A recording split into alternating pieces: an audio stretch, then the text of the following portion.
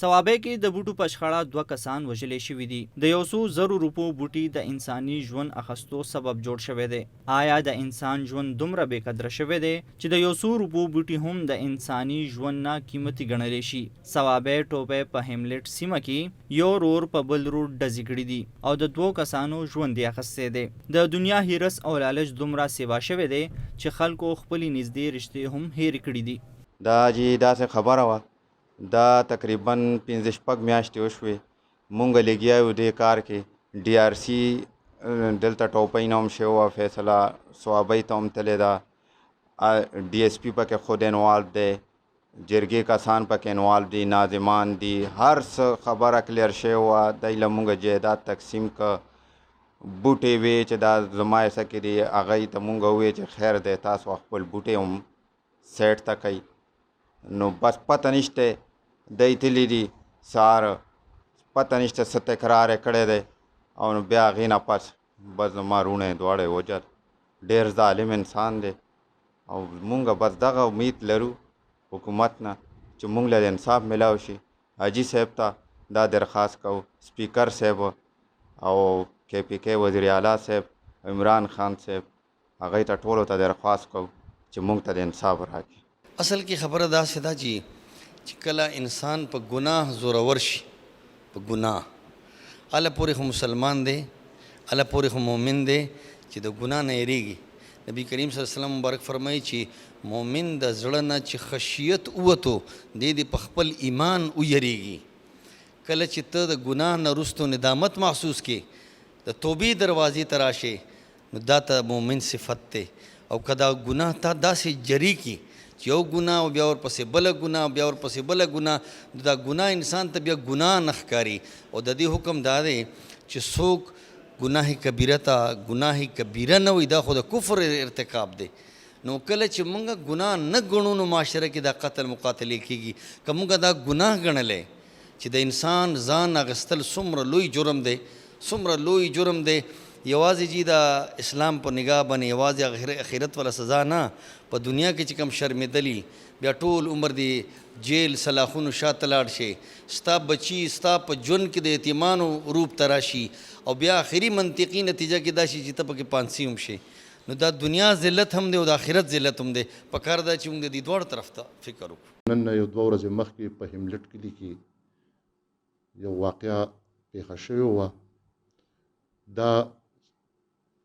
ملزمان او مقتولین په خپل منځ کې سکرونه دي. د دوی تقریبا د 1 کال 1 نیم نه په ځمکه باندې څه تنازعه را روانه وه. په دې کې مختلف اوقاتو کې دلته په ډي آر سی کې جرګې مرګې شوې وې، دلته هم 2-3 ځل راغلي وو.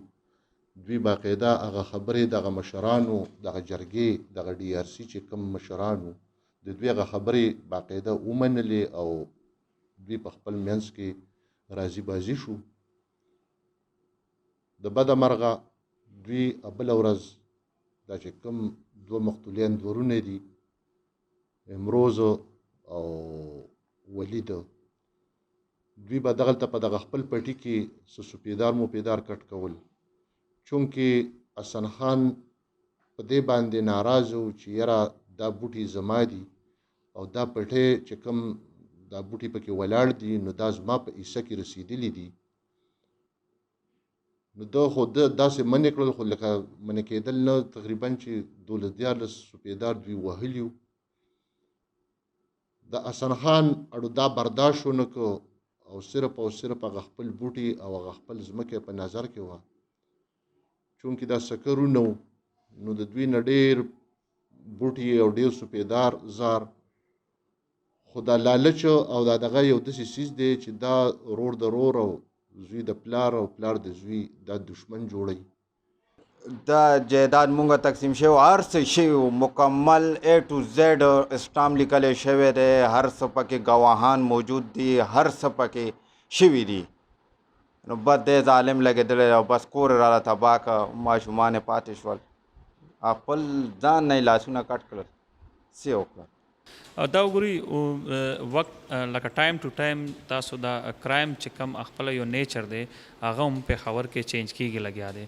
مخکې به دا کرایم په موبایل سنیچینګ به په ګن پوینټ باندې اوس یو نوې شی راغلی دی لکه پرونه بلو اعظم حیات آباد کې انسیډنټ شوی دی یو کس په موبایل خبرې کولې نو داسې شاته په موټر سایکل والا راغل نو هغې نه موبایل بغیر د ګن پوینټ ورنه سنیچ کړ او تښتېدل داسې یو څو ورځې مخکې د تاسو به دا کتلي پېښور ښار کې لکه داسې وارداتونه شوي دي فیمیل سټوډنټس وو لکه عام زنانه وې هغوی به بازار کې روان وو موټر سایکل والا به راغل نو پرس به ورنه واغستل نو منډه به یې کړه نو اوس لکه دا کرایم چې کوم وجه ده یو کووډ هم ده د کووډ وجه نه ډېر خلکو د بزنس خراب شوي دي د لوکل کم کمیونټي د هغې کاروبارونه هم خراب شوي دي او تاسو به دا کتلی چې رستنې لکه تاسو کال رپورټ چې وګورئ د کرایم نو هغې کې چې کم دي ګروپس نیولي وو کم هغه هلکان نیولي وو نو هغې کې سټوډنټان هم وو نو یو طرف ته کووډ دی بل طرف ته مهنګایي ده درې مړخ ته زمونږ داسې ډیټیکشن هم نشته پولیس هغه شانتې ټیمونه هم نشته نو دی وجې نه چې دی دا کرایم رس پر رس پېښور کې انکریز کېږي لګیا دی इसने हमारे प्यो पथरी को मारे खुदा इस भी कीड़े बावे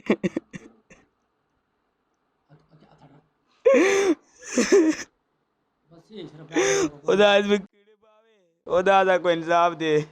रात लावे खुदा इस जालिम को जे पासे घुमावे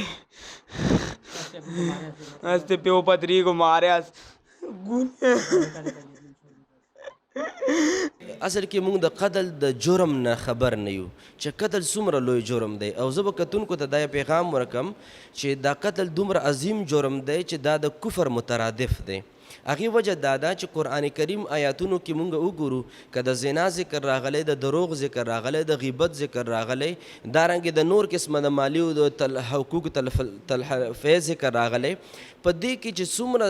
زجرونه او عذابونه ذکر دي په هغې کې چرته هم الله نه دي فرمایلی چې غیبت کوونکی به همیشه جهنم لځي دروغ ویونکی به همیشه جهنم لځي دا مال حرام خوړونکی به همیشه جهنم لځي سودخور به همیشه جهنم لځي واحد د دوو کسانو باره کې رب ذوالجلال فرمایي کافر به همیشه جهنم لځي او قاتل به همیشه جهنم لځي نو که چېرې په دې الفاظو کې مونږ وګورو په دې کې اگر چې وضاحت موجود دی چې هغه انسان به همیشه جهنم لځي چې څوک قتل کوي او قتل حلال ګڼي نو دا د کفر سزا په بنیاد باندې کفر او دا قتل چې دا مترادف دي او پاتې شو چې د انسان جان قیمتي دی او که نه دی قیمتي اصل کې د قرآن کریم د انسان د جان قیمت ښودلی دی او رب ذوالجلال فرمایي چې که چېرې یو کس دی راولګي او د یو انسان قتل وکړي دغه انسان قاتل ګویا یو انسان نه دا کل انسانان قتل کړل رب ذوالجلال په دربار کې دومره قیمتي دی او بیا فرمایي چې رب ذوالجلال که چېرې یو انسان دی او هغه یو انسان له ژوندون ورکو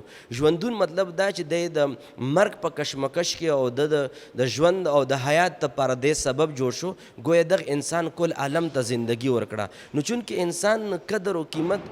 ځان نه دی اول چې دا کله د قاتل کله حمله کوي دا د هغه د قدر وروستو خبره ده چې د هغه سره هغه قدر شته که نشته هغه سره د قاتل سره د ځان قدر نشته دی نو د دې ځای نه چې د انسان سره د ځان قدر نه وي هغه په جانبازۍ باندې راشي نو هغه سره د هغه قدر به څه پیدا شي او که چېرې مونږ په اختصار باندې خبره وکړو دا ټوله وجه صرف دا ده چې موږ د خپل الله د کلام او د نبي پاک صلی الله علیه وسلم د تعلیماتو نه بې خبره پاتې شوي یو جي نو دا واقعه په دغه وخت باندې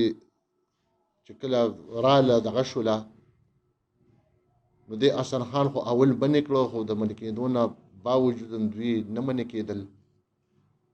حسن خان سره د زوی شاکره دوی رالل او دوی د منې کولو دپاره دغه کوو خو چونکې دواړه فریق که مقتولین دي او که ملزمان دي نو دواړه د یو بل نه هغه په دغه باندې ځکه چې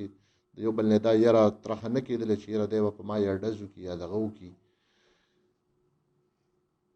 حسن خان سره د زوی شاکر راغی او دوی باندې حسن خان سره دغه وخت کې ریپیټر او د زوی سره شاکر سره کلاشنکوف په دوی باندې فایرنګ شروع کړ او دواړه ورونه په موقع باندې ولګېدل او جا به حق شو پولیس ته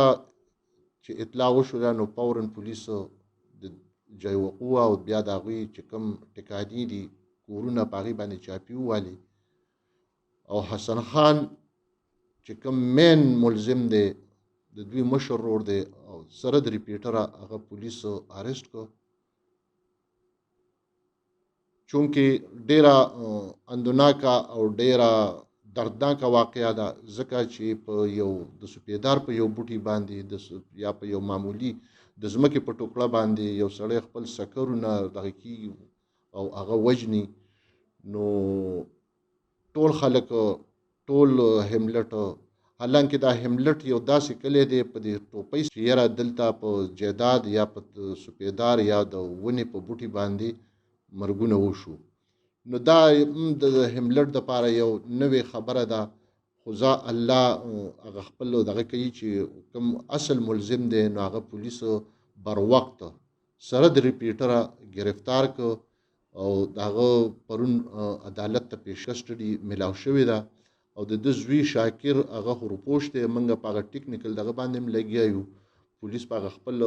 چې کوم ایفورټس دي او کوم دغه دي هغه هم دغه کوي نو ان شاء الله د دې کیس په ډیر ښه ریزلټ راوځي او چې کوم شاکر ملزم دی هغه به هم ډیر زر گرفتار شي